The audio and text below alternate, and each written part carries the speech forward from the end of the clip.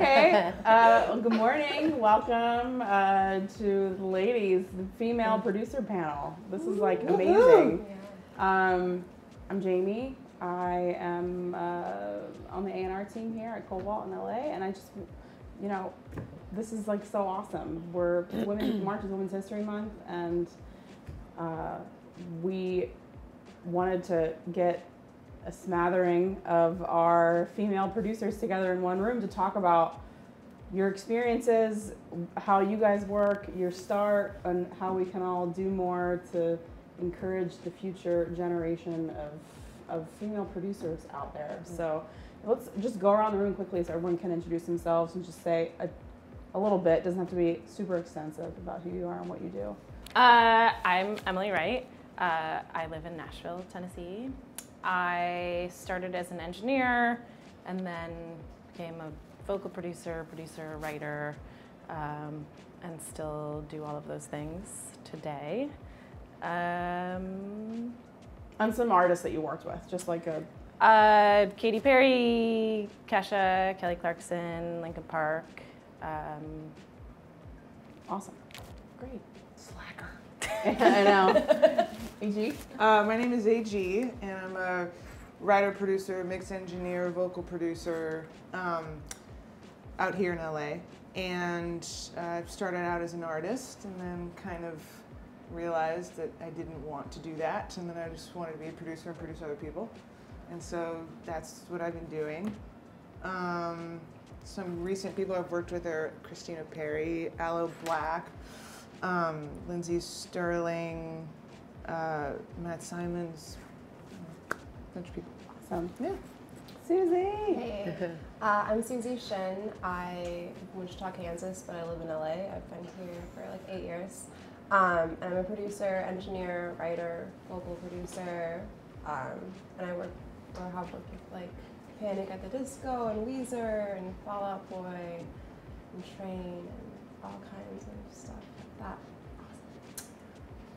I'm Charlie McClean. I'm a producer, engineer, songwriter and orchestrator. I started out in being a session player and then eventually kind of went into being an engineer and then kind of made the gradual leap through all of the different parts of working in the studio. And I also run a thing called She Writes, which for anybody who doesn't know, is pro-level all-female writing camps all around the world. That's great. Wait, I'm MNDR, and I'm a artist, I'm a writer, producer, and I do artist development. I was born in North Dakota, and I've lived in my musical homes, I'd say, are Minneapolis, Oakland, New York, and here in LA. And I've worked with Q-Tip, Mark Ronson, Charlie XCX, I don't know. Brooklyn, I don't know, whatever. Yeah, that's great. That was great. That was great. Blah, blah, Can I just say, like, listening to all of you guys introduce yourselves, you all do it all. It's so impressive. It's not like any of you just do one thing. It's like you all engineer, you produce, you write, you vocal produce, you mix. Your art. A lot of you were artists or were musicians as well. So it's just really impressive to be like sitting in a room with all of you. So, on that kind of same point, I just wanted to start out. So I think, you know, two of you really started out as like dedicated engineers, Suzy and Emily. I feel like you guys came up really through like the engineer hustle and have morphed into production. And then AG, MNDR, and Charlie, you guys were all kind of musicians, artists. You know, I'd love to hear about the start and how you morphed from there into production. So I went to Berkeley in Boston, and I studied production and engineering, and I was like one of the only girls in my class, and this was in the 90s. But when I graduated, I didn't really think that I could be a producer engineer, so I just became an artist. I thought that's what you do if you're a girl and stuff like that. And I produced my own records and stuff like that. And then I was in a band, and then we were signed, and then we were dropped, and then I ran out of money, and I was like at the bottom of the bottom in my life. I had to sell my car. I had nothing. I had my acoustic guitar. That's like all I owned. And I sort of, in that moment, was like, I want to do this, and I don't care if these voices that I've had in my head of all these men over the course of my career telling me that I can't do it, I'm no longer going to let that stop me. But I had to sort of be at my rock bottom to kind of realize that. It wasn't like I just was like, oh, I'm just going to go into it and it's not going to be a big deal. It was a huge deal. And I had to sort of make friends with these voices and these ghosts, and sort of was like, listen, you're gonna hang out with me. It's just what it's gonna be, but I'm not gonna not do it anymore. And then I think over time those voices started to go away, but it was out of desperation more than anything, and me being like, I have no other choice. Right. And I realized that it was actually my calling. This is my calling. It's not being an artist. And not to say that you can't be both, but like I didn't think that I could just hang up my artist hat and for people to understand that. I think that that's people get confused by, well, aren't you also doing your artist thing still? No, I have no interest in that.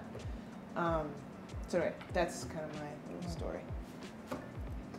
Well, I mean, on the other end, as someone who is like producing and still very active as an artist, working on your own music, a prolific career that spans literally 200 years. 200 years. In pop years. In 500 years. Yeah, I mean, what for what, pop music? I think it is. Yeah, you're pop grandma. No, you're not. Total grandma. No. But I mean, what's it? How do you balance that between like, you know, where's the balance between like MNDR, you know, project releases, writing for yourself, producing for yourself versus other projects? Like how do you find that balance? And is it something that you develop over time, or I mean, I'm sorry, I'm not making any sense. No. I don't ever sort of separate them because I see myself as I see the paradigm I want really clear in my brain. It might not be in other people's. So and I see like men doing it. So I'm like, well, and then when you have to speak about it, you're just like, well, I'm like the girl this. What's up with that? You know, whatever. And so I see like my production and when I'm developing an artist or working on my stuff all as one little sums of a greater part of what I'm looking to do. So, and kind of my general goal, I had like really modest, like Midwestern goals because I'm Midwestern. I was like, I just want to like work in music. That just seems fantastical to me. If I don't have to work a job, I had 35 jobs. Wow. Before. I want to know everybody's worst job. I've had before they got into music. 35 jobs. Wow. And what was the worst one? Washing cars. Okay. I worked at a car wash. I've done like. Damn. So, yeah. So my goal is just to work in music, so I just keep it there. I don't really care if I'm working on something huge or just something I could leave in or whatever the scope of it is. I just kind of like, do I have to not work at Starbucks today? That sounds awesome. Yeah. Let's do this. Amen. So that's kind of my general goal, is keep it there. Yeah. Yeah. And then for you know, you guys, Emily, Suzy, Charlie, like, I'd love to hear more about the start. You know, like the start in the studio from, you know, runner, assistant, intern level, making that shift into production. You know, because it's really important because there's not a lot of female. I mean, there's not a lot of female producers. What's the statistic? It's like 2% or 2.5%. I would be like appalling. super shocked if it was that. Like I think I read that. I was like, minus. Minus. Yeah, but so it was like the producer statistic was like 2%. I think the engineer was like half that. 3. No, mix engineer is 3%. Yeah. But engineer I think is less. Yeah. It was low, but isn't that only like the members of the Recording Academy? Yeah. I'm like, okay. So I don't know the exact parameters of like that study. I probably met hundreds of producers and engineers over the last, you know, decade plus. I can name less than 5 that are women in terms of like specific engineers. And I was talking to my husband about it, and I was just trying to get his perspective because he's an engineer. And I'd love to hear about all of your starts in studios, work, like just, and it can be brief. It doesn't have to be, Okay. you know. Yeah. I was in college and I graduated high school a year early because I wanted to do music and I didn't know what I wanted to do with it. And then I dropped out of college because I had a summer internship that turned into like drop out of college and stay here at the studio. And I was like, yeah, for sure, I'll clean toilets every day. And It's true. and I knew my end goal was to always be a producer and a writer. Engineering was just a means for that, and it was like, well, if I know these the skill set and how to be in a room, and if I can hang out with the guys, whoever comes in, that's going to help me overall. And that's how engineers came up, maybe in the 50s, or not the 50s, but like the 80s and the 70s and 90s. Up until recently, it seemed that you would come up under somebody. Yeah. And so then I guess I don't know. I was like, music was my only option. And I never turned away from that. So whether I was doing an 18-hour day or I didn't leave the studio for 36 hours, like I was like, okay, this is what I have to do. I will pay my dues and I will go to any extent so that I can be able to do what I love, which is producing, which is writing, which is creating music. And I think engineering has helped a lot, and it's been so useful in a lot of ways. So yeah, and then I got lucky and like signed like a publishing deal and like did all this other stuff along the way and met really amazing people and had incredible relationships along the way that has built me up and allowed me to do more with that. And I know it's a long-term goal that I have, and I'm always working towards that. Beautifully put. Thank you. Charlie, That's work love to ethic hear right about there. your start. So I'd been, like, my lifelong goal when I was, like, through my entire childhood was I wanted to be Brian May from Queen.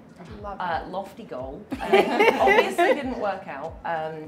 But I was like a really quiet child. I did like loads of classical music, but I was just like, I felt really awkward about playing guitar because I didn't know, honestly, because I didn't know a guitarist that looked like me, a woman. So when I finally started playing guitar, the first time I ever got on stage to play guitar in a public show, someone told me, you can't play the effing guitar, get off the stage. I had not yet plugged my guitar in. So that kind of puts in perspective my experience of being a guitar player. And I studied guitar at uni, a wonderful music school in the UK called BIM, and I was one of 2 female guitar players out of 100 on my guitar course.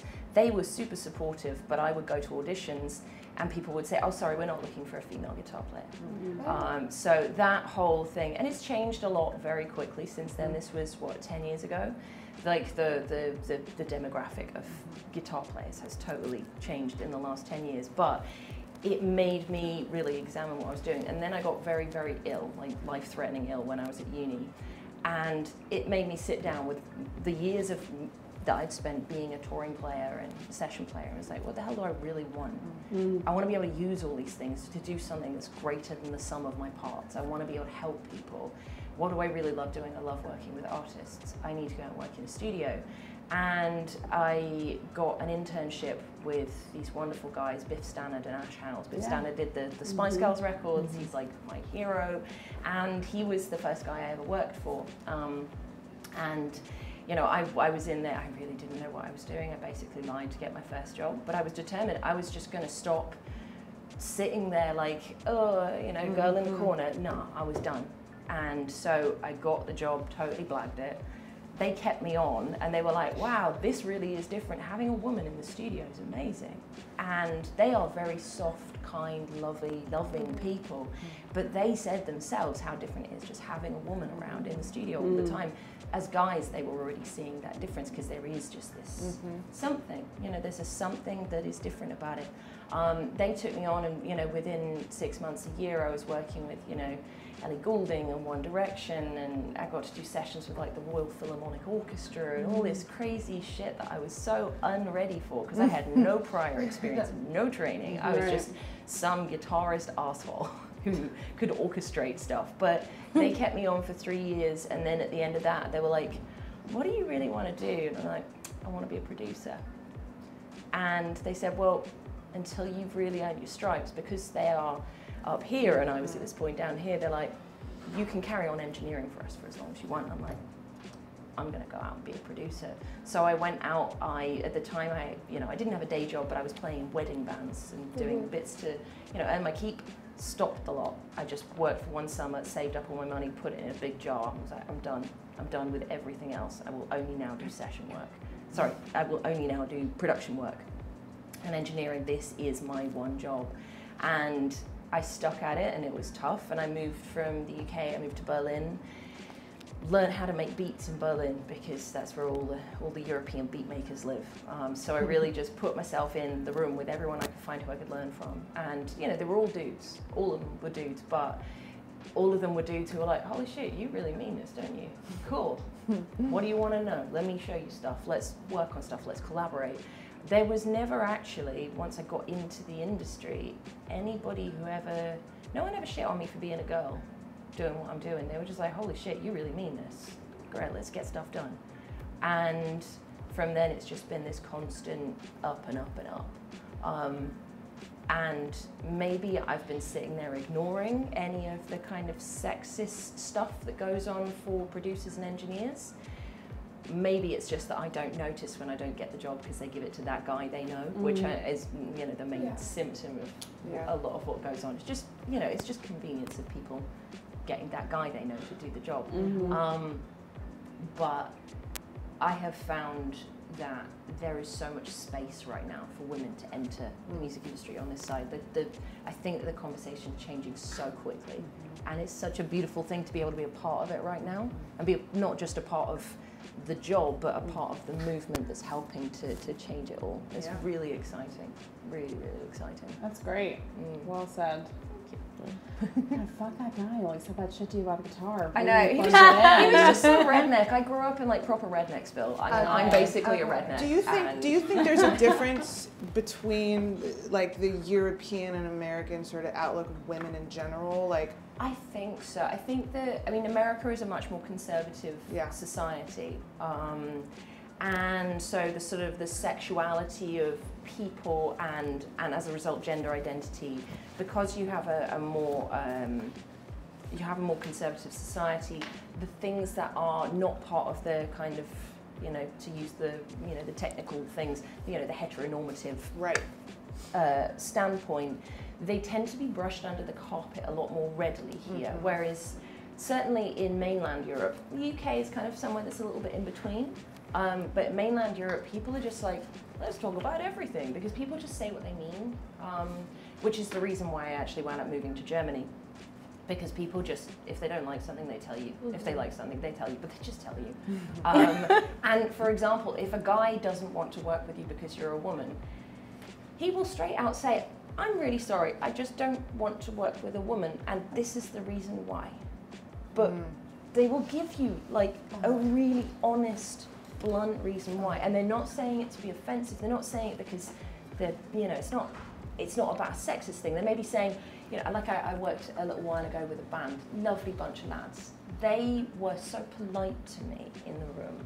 I know they're not like that. They're like proper Larry lads, fart jokes and 20 beers a piece, And I was just sitting there going, if you were a little bit older, you'd be telling me exactly what I already know, which is that you need to be working with a man because you need to have like let's experience. And goddamn, I can hold my drink, but they don't realise that because they see me as the the nice lady, and so it's a different kind of mindset. But I think that in Europe, generally speaking, there's a different attitude because there's a different ability to have conversations where things are just a lot more chill. Honestly, I think everything's a lot more chill. Nice. Yeah. My turn? Yeah, I want to hear about your start. Gosh, I feel I had a lot of champions, I feel like, coming into it. I came from the theater world. I went to theater school. I thought it was what I was going to do with my life. And long story short, I ended up realizing I'd never make any money there and got an internship doing TV sound design.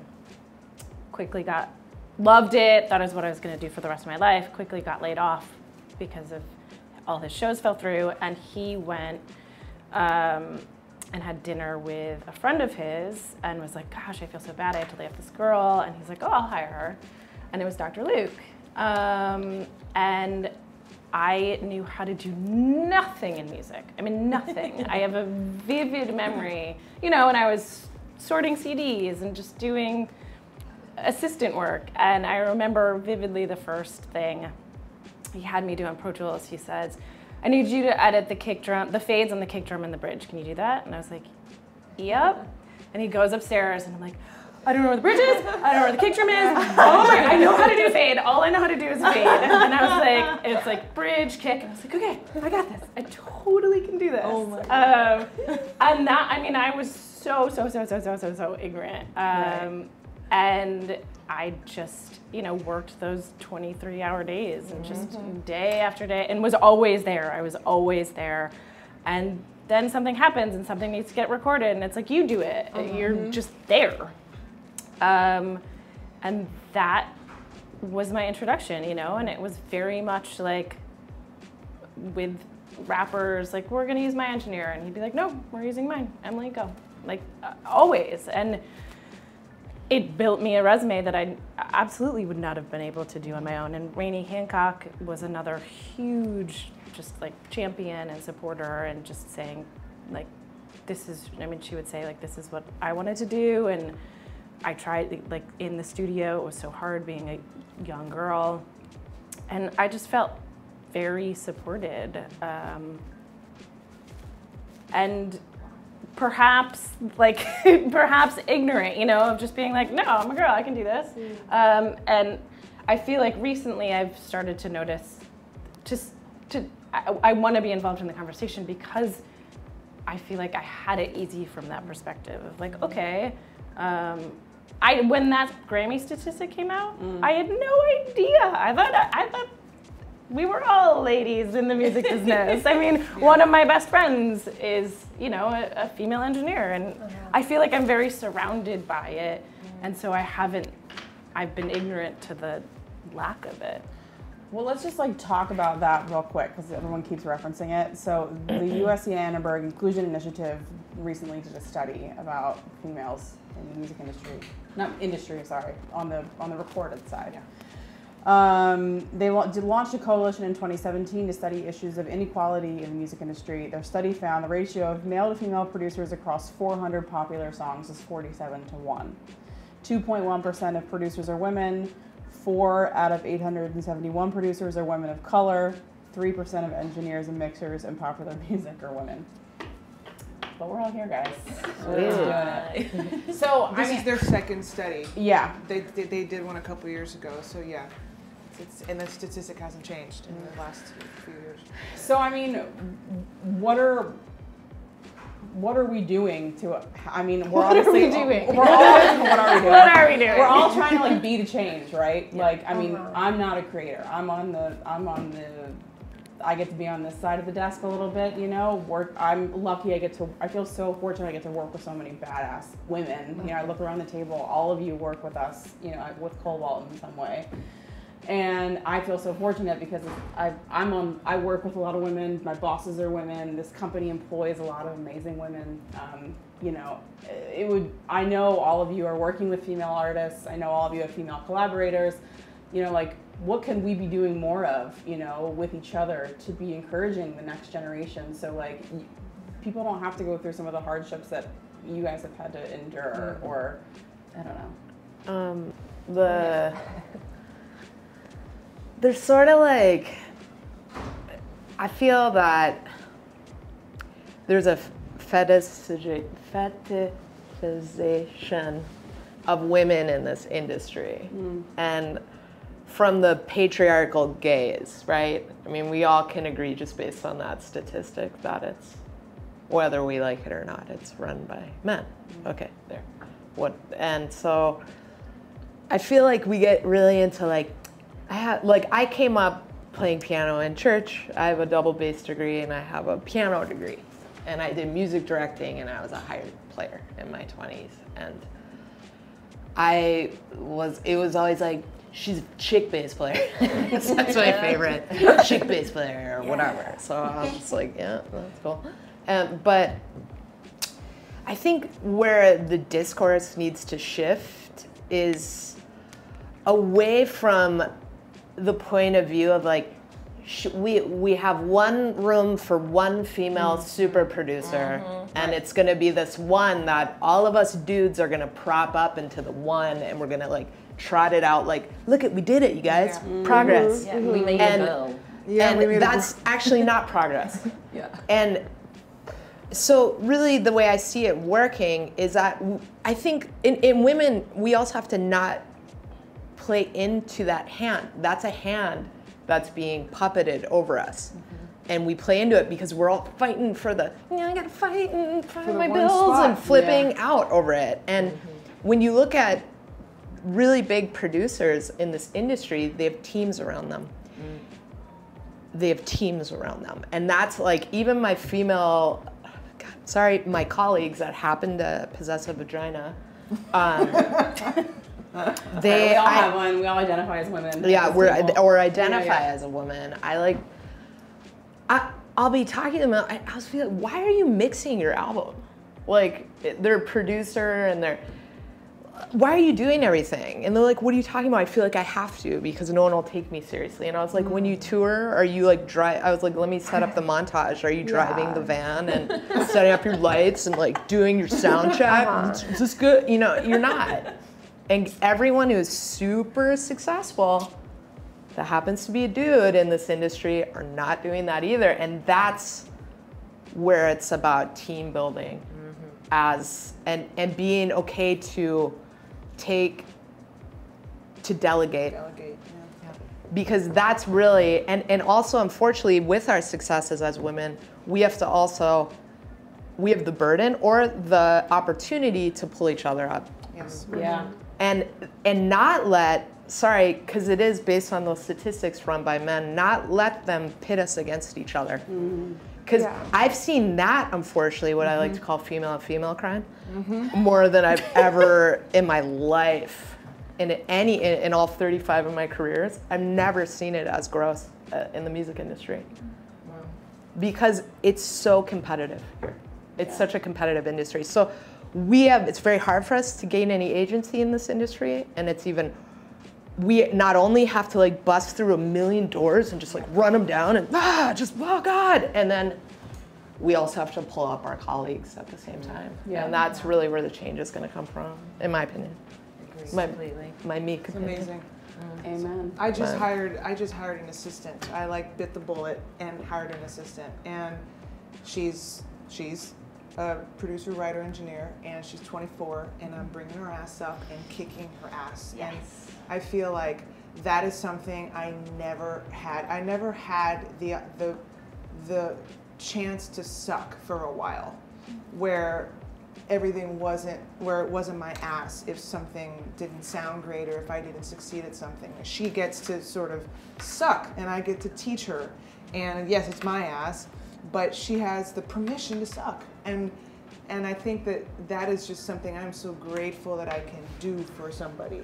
And I think that part of it is that, like, us pulling each other up and, you know, and giving these younger girls that don't have the experience, that are just like, I just know I want to do this, but I don't know how to, you know, to be like, okay, you're just going to come with me and you might not know anything, but I'm just going to teach you. I'm just going to teach you. And, you know, I think that, you know, there is a shortage of professional women doing what we do. Like, we're obviously all pros. There are a lot of amateurs. And how do these amateurs become professional? How do they do that? They need the shot. And, you know, and yes, we have a certain amount of power to do that, but the women that really have the power, the people that really have the power are the A&R people, are the heads of labels, that instead of going to the guy they know, they go to the girl that they heard something that they did once and they were like, oh, I actually really liked that. I'm gonna give her a shot. And the A&R people and the managers of these artists, you know. And the bands. I Oh, mean, absolutely. The artists. Artists I mean, I think the artists absolutely can say, I They're want a very female engineer. influential. Yeah, the ones that have the leverage. Yeah. Absolutely. Yeah. And they do. Yeah. They're starting to. They're starting to, For yes. sure. I mean, I really, Yeah. I think you know, just even in the last couple months, I've seen an uptick after that study came out. Yeah.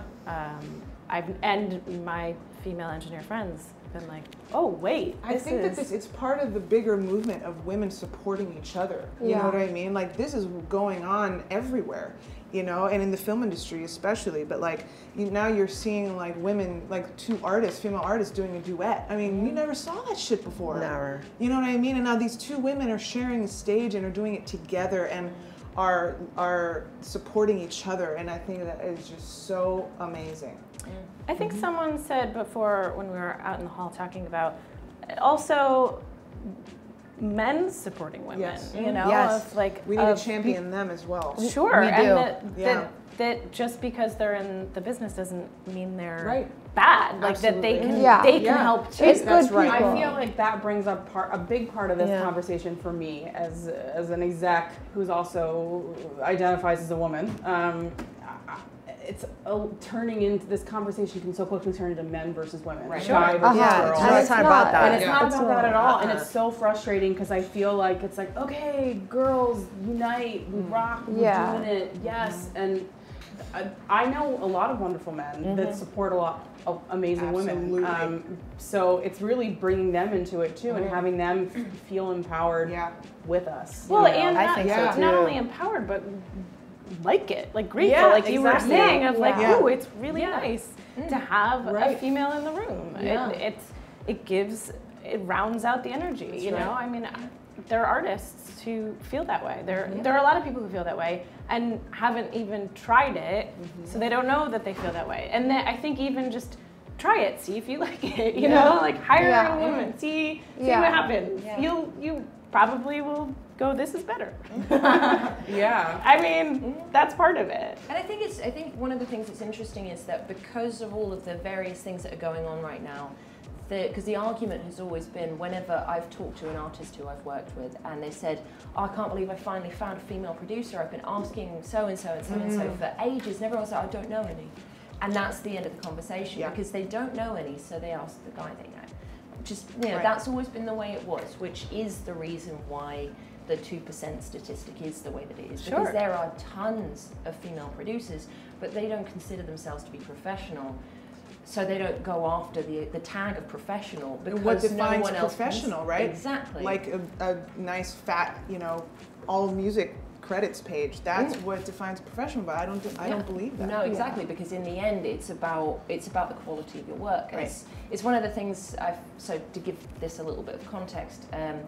I run this thing called She Writes, and we bring women all around the world together in various different cities. We're fully sponsored by lots of different like music-based corporate companies, so we are all about just bringing all of the music industry together at the same time. And we bring together people of excellence who may or may not have huge credits. One of my favorite humans on the entire planet is a producer called Minna Koivisto, and every time I talk about this stuff, I shit my pants over her because she's amazing. She's from Finland. She's one of the top producers in Finland, but that means nothing in the outside world because she's making bank, but no one knows who she is because she's from Finland. She is one of the most extraordinary musicians I've ever met and one of the best producers I've ever worked with. She came on our Berlin camp. We were like, holy crap. We brought her over to LA. She wound up in a session with a top liner who signed to a really big company, looked after by one of the biggest names in LA. All of a sudden, Mina's in more sessions than she knows what to do with great people. And they're not all women's sessions. They're mostly working with dudes. But it's just because somebody had to validate the fact that this person is a professional. Right. But if the woman can't get into the position to be with the big people, she can't get the validation that she is really good at what she does. And in fact, the all music credits page, it doesn't really matter because unless you have the right credits, your credits don't mean anything. So it all becomes irrelevant. So actually what really matters is get the women in the rooms and allow them to show what they're capable of. You do that and you show other people who are in places like LA where the whole of the music industry is going on. You take someone from anywhere in the world, you dump them here and you dump them in great sessions, bounce. And it's Suddenly not it's about them the getting game the changes. job. It's about them getting the shot to prove themselves, just like a Exactly. dude, just like anybody. Yeah, because it doesn't mean that That's they're it. going They don't to get succeed. Exactly. It shouldn't be It you just get means the they gig. get the opportunity. That's right. Well, I think it's about giving more women the shot to run the session, really. Exactly. And that's really what it is. Yeah. Or even so, like allowing them to learn. Let's say they're not. Let's say they're not ready. Having a mentor, which like Jake Sinclair has been a huge mentor for me, and other studios being like, I want to learn. I want to do this, and then being like, not saying like a girl doesn't know how to use a computer. Then being like, all right, sit down. Just Let's do sitting this. next to someone. Sitting next to them and like helping learning. them. Sure. Having Just people like who being over their had shoulder, success. yeah.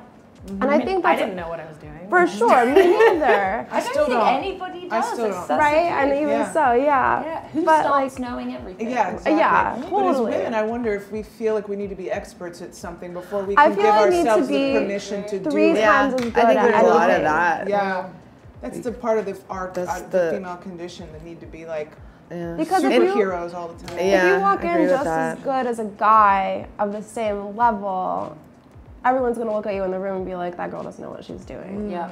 You have to be way better. You really do. And really need to know it inside out so that the guys or whoever's in the room can be like, she's awesome. Like, she was totally on top of it. Because if you have one slip up, Yeah. everyone It's a lot of walks out pressure. because you're a girl and they're like, she doesn't know Yeah, what and she's then you've now let down your entire gender. You know what I mean? It's a lot of pressure. It's a lot really of pressure. I'm feeling really nervous now. This like this, and now I'm like, But oh God. here's what's awesome, is that we then became better because we had to. But For sure, we push we're ourselves. great, and I would argue we're probably better than a lot of dudes because we had to be, and like it's sort of being I don't know, having to do it. That's the sort of the positive spin on that pressure that sucks that we shouldn't have. We're also really great, and we are multifaceted. We can do all these different things, and that makes us more useful, makes us more employable. When all this stuff evens out, because it will, we're going to be so employable, people aren't going to know what to do with themselves. You know? That's the truth of it. When you go from, instead of going from A to B to C, you go all the way through the alphabet and then back again and all the way through, which is what the vast majority of especially the female producers, but all of the people that I seem to meet when I run these writing camps, they have all got this huge skill set. They all sing, like any producer. Obviously, of course, they're also a top liner. They all sing, they all play multiple instruments. They can all like do all the stuff that I do, like orchestration and all this kind of stuff. Like most of them are like jazz, classical, rock, blah, blah, blah, blah, blah, blah. And it's because they've gone through all these different experiences to get to where they are, because they never thought, well, I got some beats, I'm a producer now. And it's not. Check out my garage band session. And there's nothing wrong with that, because that is how, you've got like some young lad who's like 15, who's like, I'm going to be a producer. I got some beats, I'm a producer. 100%. A 15-year-old girl goes, that's all she does. Yeah. She doesn't even say anything. She keeps her shit to herself. Yeah. Because she feels like either like an imposter syndrome is like a big thing, and it's a big thing for everybody. Let's be fair. Agreed. I think that men are just in a position where masculine culture in the West allows for it gives everybody like more of a smokescreen, because everybody knows that everybody's got that same feeling, but everyone's like, well, you've got to hustle for it anyway, so you're just going to bravado your way through it. And you got to promote yourself. Yeah, you push step it yourself, up you and- hustle past the guy, and it's just this thing. Whereas women, I think we're still living with a little bit of the throwback from previous generations. And for a lot of people are still living directly in it, where it's like, women are nice, women are polite, and if they're not, then you're shrill, you're a bitch, you're a this, you're that, Or you've got a huge ego because you're promoting yourself. I mean, I hate promoting myself. Oh no, I hate it When too. you were like, who you worked with, I'm like, please don't ask me that. Like, I can't like. It's so awkward. Yeah, but I think that's also part of the part of why we are not more visible is because we don't stand up and say, y'all, this is what I do. I mean, I just now started doing that, and I feel very uncomfortable about it. But like, I have a one sheet and a thing on my email signature. And when I did that, I was like, oh damn, people are gonna think I'm a huge bitch. Whatever, I got to do it. I just got to do it. You know what I mean? Good But like, advice, it's though. terrible. It's so hard. Good advice. Yeah. I think the most important thing is, that you guys are all leading by example through your work. And that's really where it's at, I think. Like, yes, people can like speak the loudest and stand on the mountaintop and shout, I'm the greatest for however, until they're blue in the face. But like, if you're not backing it up with quality work, who gives a shit? You know what I mean? Yeah. So I think like you're all, like hats off to each and every one of you because you're all inspiring, you know, girls, people, not boys and girls, or, you know, whoever, however they want to identify, you know, the next generation, because they, I think the more people see, the more people get encouraged, you know, as young, and I'm speaking from an executive standpoint, you know, but like, shit, you know, I had no idea what songwriters did until I found myself in a studio when I was 24 with Stargate and Kiba Riddick and James Fauntleroy making a Rihanna record, and I was just like, who are these people? I want to hang out with them. And then it took me another 7 years before I met a female producer. It took a long fucking time. Wow. So, you know, I'm glad that I found you all. Like, I mean, and I'm glad that I continue to meet young girls that are choosing this path, because that's the only way it's going to change and get better. And it's going to, you know, bring a sea change on the industry side of things too. Because like you said, it is, the statistic is horrifying. It's being run by men. But sorry, I'm interrupting. No. But I do think what you said of asking for help too, and that doesn't, I mean, yes, let's empower females, but like you can have someone helping you that's a dude too. Yeah, like sure. You Absolutely. I think based on the statistics, it would be hard to avoid. And Right. but Exactly. in a recording studio of, You know, I feel like just feeling empowered enough to ask for help is huge, and outsource and go, okay, I'm more of the executive, you know, I can get someone to help me do this.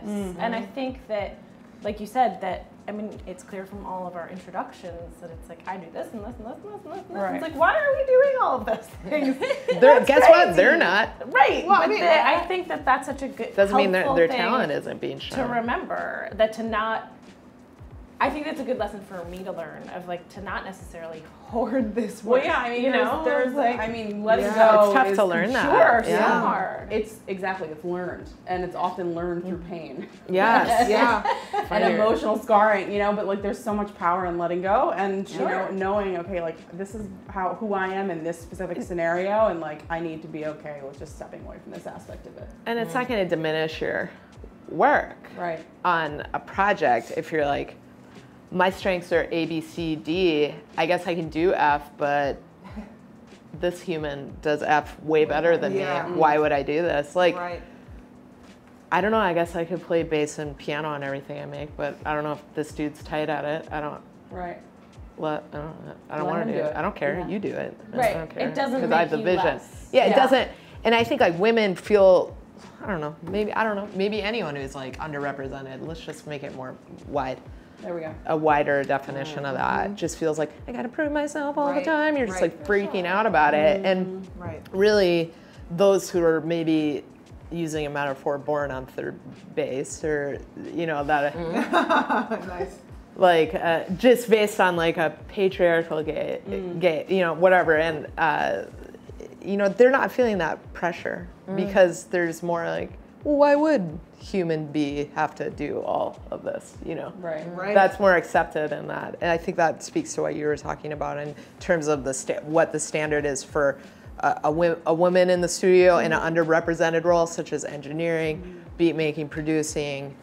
I think top line, you see a lot more women in that position, but I think like women in any underrepresented roles, the stakes are a little bit higher. I mean, my uncle, I was talking to my uncle the other day, and he was like, well, when I told him about the statistic, he was like, well, you know, the studies show that like women are better at English and men are better at math, and that might prove the whole top liner thing. Like women are good at lyrics, but they're not good at engineering. You know, like, yeah. And I was, when he said that, I know. And I don't think that's true. No, it's not true, but that's like an old school statistic is what I'm saying. Like that's what people have been conditioned to believe, including women. Yeah, it's like a condition. Well, I think also growing up though, you look at all the women musical people in your life, and they're Madonna, and they're Celine Dion, or they're the Spice Girls. They're not Rick Rubin. They're not like the people behind the stuff. So that's what you grow. I didn't know what an engineer was when I was a kid.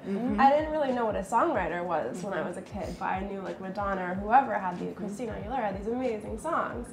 And I wish that when I was younger, that I knew that I guess there probably wasn't a lot back then, but that there were women doing those kind of jobs. Yeah. And it was fun, and it was awesome.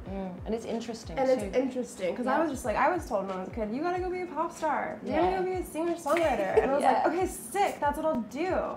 And I think also, when you're growing up and in college, both men and women, like the voice in the back of my head that has come throughout all the people is like, I'm like a small blonde girl, is that this girl is so stupid. She doesn't know how to do anything. I've had like women professors pull me out of college saying, I don't think you're getting anything. And I'm like, wait, I was taking notes the whole time. What are you talking about? I love this. But it's just like that support overall. I don't know, maybe not even support, but like negative comments throughout. Yeah. Through parents or through Really, they define what you think you are. It really it drives me, like the negative voices. But I think a lot of people, and maybe a lot of women, little girls, hear that and they're like, oh yeah, yeah. I think it's really true. And I think, like, conversely, like my experience of sort of my willingness to go into anything technical was very much, I was always really fascinated by technical things because like when I was a kid, my dad worked at home. He's a very technical guy. He works with computers, and he was just like, and he was just like, well, you're a girl, but you're a person, and I need help rewiring this telephone. So come here, small child, help.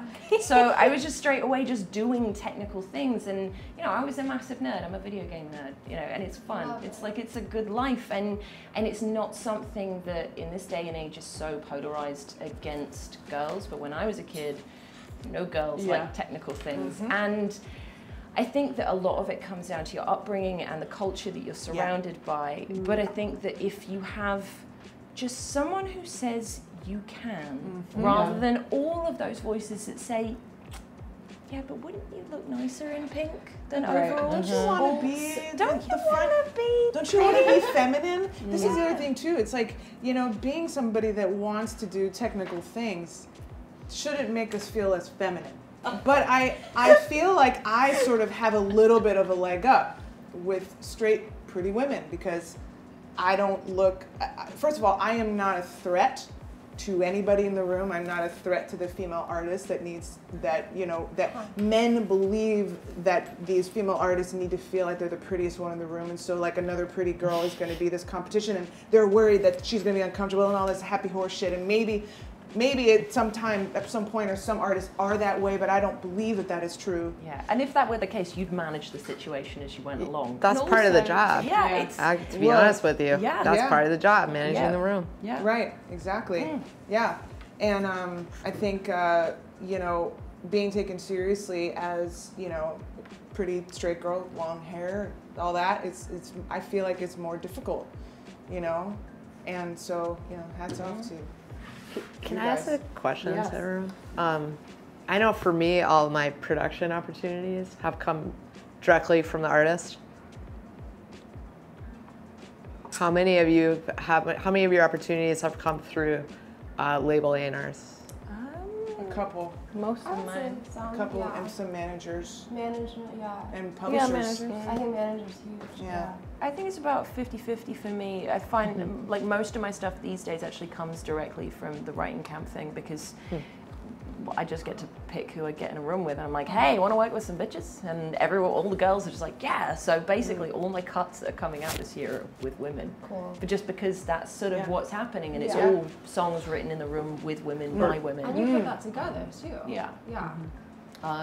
But yeah, I think I've been really lucky with my sort of support network going through, because I started out being mentored by other producers who had major label contacts. So right from the get-go, I was able to access something where I had this validation from these two guys who sold bajillions of records saying, this girl's really good, she's really cool, you want to put your artist in with her. And it then also allowed me to kind of go out and do whatever I did. So I think I just had a really good leg up. But I still do a fair amount of like, you know, because I love doing the same thing as you, artist development. And I mean, like the band I'm working with next week, I found through Emily, actually here at Kobalt, but she found them at a random gig and she's just friends with them and they are my friends. And, you know, so it's like, it's not like they're not signed with anybody. They're a completely independent band. I'm just like, I love you guys.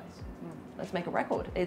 So it's a very, I don't know, still an organic process. I don't feel like I'm too entrenched in the machine, which is really nice.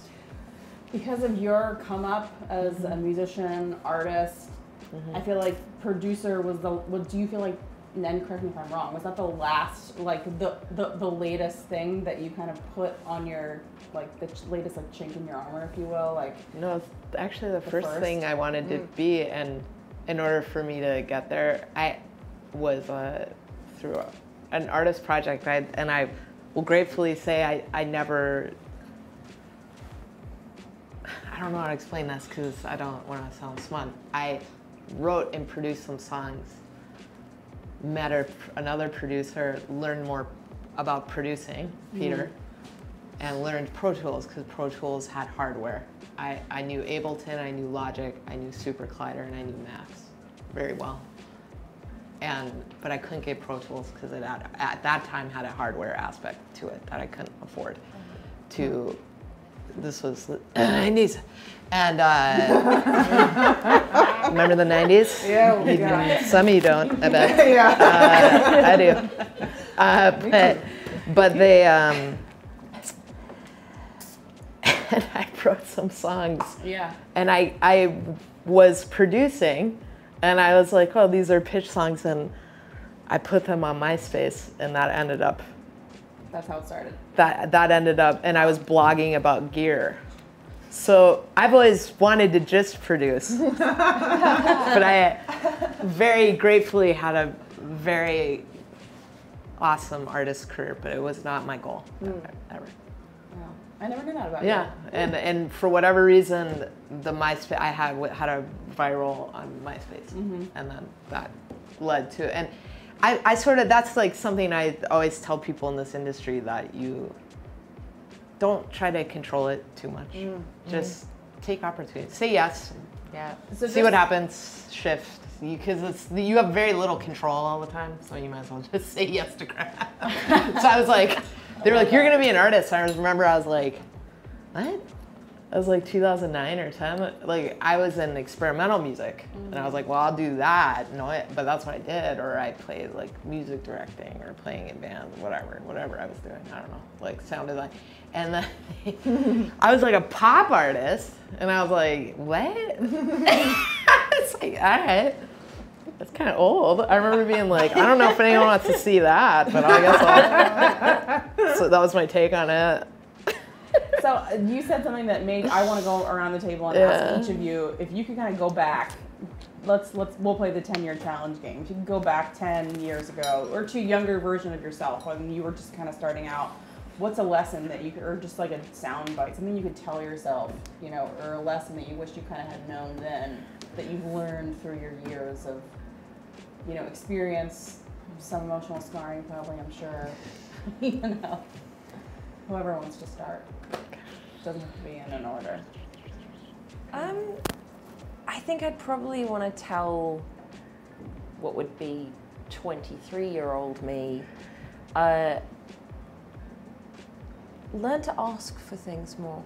I've always been afraid to ask because I'm so afraid of people saying no, which is why I'm like a, you know, like I do everything. I'm a vocal producer today, and I'm an orchestrator tomorrow, and blah, blah, blah. And you know, I'm sitting there writing the songs with the artists, and I'm producing them, and I'm engineering them, and then I'm mixing them, and then I'm mastering them, and I'm like, well, damn, I could have done 10 records if I just let someone else help me. Instead, I've done one, and now I'm waiting to see if the music industry can actually turn it into something. And you know, if you insist on being a part of everything because you're afraid that either you're not going to get taken seriously if you want good help from good people, or else that in the process, and this is I think the thing that I found, in the process of asking for help, people take the things from you that you already have. Like, you know, you ask another producer to come in and co-produce with you, and suddenly he's like, you don't want her, you want this.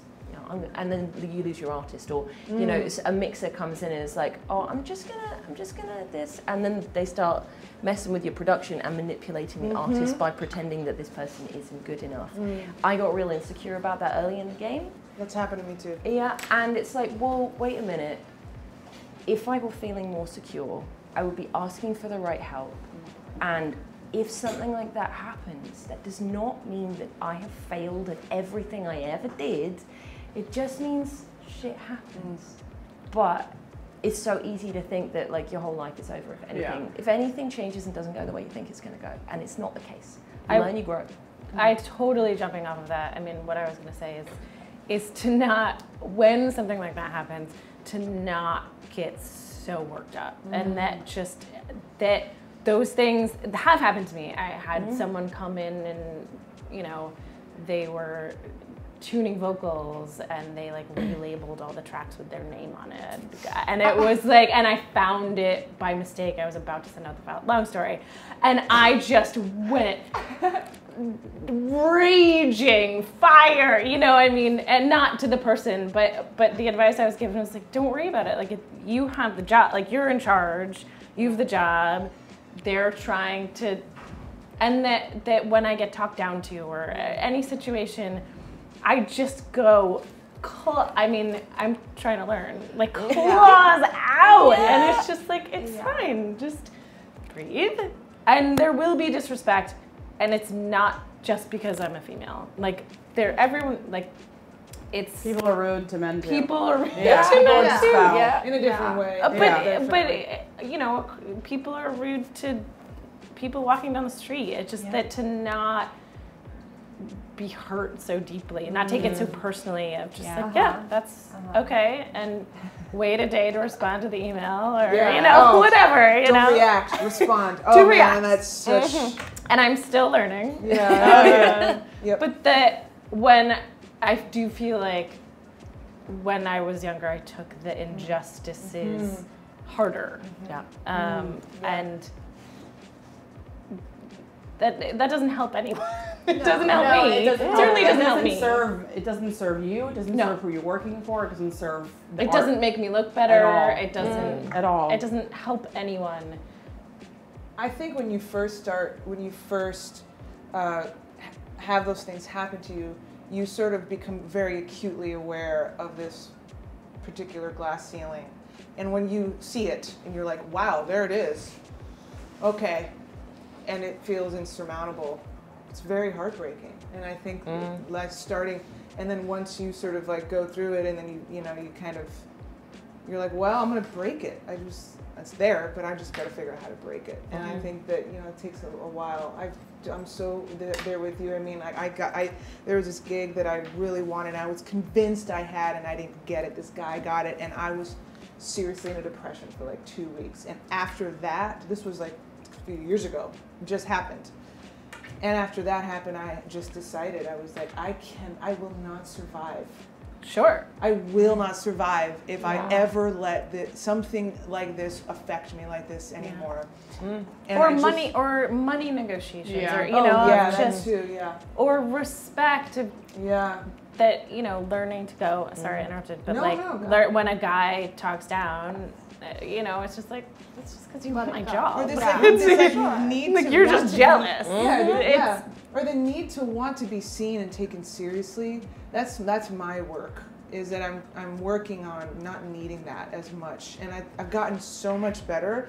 But when something does happen where I am seen, finally, I have this sense of accomplishment, but then I'm like, but I shouldn't need that. I shouldn't give a shit. But I kind of give a shit still. That when it happens, I'm like, oh, okay, cool, I'm validated. And the need to not need to be validated anymore. I'm 41 years old. I mean, I'm so much better at it, but I still recognize that I have so far to go. And I think that what I would tell my 31-year-old self is, listen, you're gonna need validation for a little while, but just work on not needing it. Make that your life goal, and you will begin to operate from a place of empowerment and of confidence and of not needing to prove yourself. And that will get you the most success at the end of the day. Maybe. Yeah. Mine Doesn't have to be a 10-year for you. You're the youngest one at the Yeah, table. exactly. You're like, I would tell. Puberty is gonna Whatever. be okay. Pick your age, Suzy. Pick your age. I think I would just tell any version of Yeah. a There very you go. younger version, but any version, I would say, this is going to be a little different, but like start playing every instrument. Hop on Pro Tools, learn it. Learn guitar, learn the drums, learn piano, singing like the back of your hand, and get really good at it so you have this skill set that you feel more confident with going in. And just being yourself and remembering that you're going to go make music for a living and that it's really fun. Yeah. And then we do it because we love it. Yeah. And music, and it helps change the world, even if it's one person's life or a bunch, thousands, millions, whatever, I don't know. And you know, just be yourself and just try to be okay with being you and put the work in. That's all I would say. Put the work in. And learn all the instruments. I gotta go, guys. I have to go learn some instruments. Right? Do you feel I'm a like great editor. Is that the same thing? Yes. Do you feel sorry? Do you feel like because you didn't know all the instruments in a certain scenario that it's held you back, or like do you feel like I look at the people that I admire and they can kind of add all the instruments, and I play the drums very poorly. I play piano, I play guitar, and vocals. That's what I would want to tell anyone. Or in Pro Tools, I wish I learned Pro Tools and recording when I was 12 instead of like 16 or whatever. And it's just like everything younger.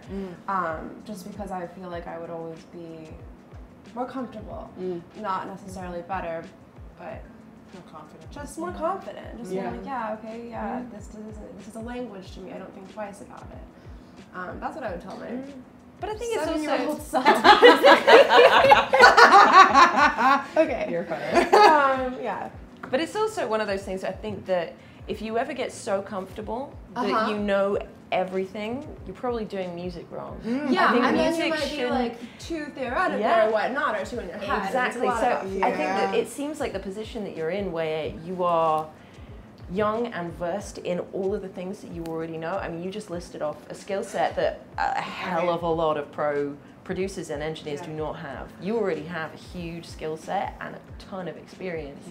I think that, you know, your younger self probably did it right the first time. Yeah. So Maybe. Nice, Shirley. but I think that it's a really beautiful thing that this whole learning experience, because you could probably sit here in 10 years' time and say the same thing again, but there'll be like a whole bunch of new things. I think it's one of the things that makes it so exciting, right? For Is sure. that you can like never stop learning. That's the thing. Is that so you'll beautiful. never stop learning. And that's what's Never really stop being great. uncomfortable. Yeah. Yeah. Yeah. You're you like, I have no always idea what I'm challenge doing, but yeah, yourself. I'll mix your record. Never mix anybody's record. I'll mix Yeah. it. I'm a mix engineer. Yeah, comfort kills. So you just right. got to go for the things that you enjoy and just learn it as you go. That's what the boys do. So That's right. works for them, it'll be fine. Yeah. I want to hear what your piece of advice to your younger self would be. Just don't wait for permission, because the industry is can operate on fear, and they're just like bugging out all day, which is fine. But just don't. If you want a certain career, just don't wait for permission from the industry to give it to you, I guess. Not like the industry's bad, but it's just it can waste a lot of your time, and your time is your most valuable thing that you have is your time.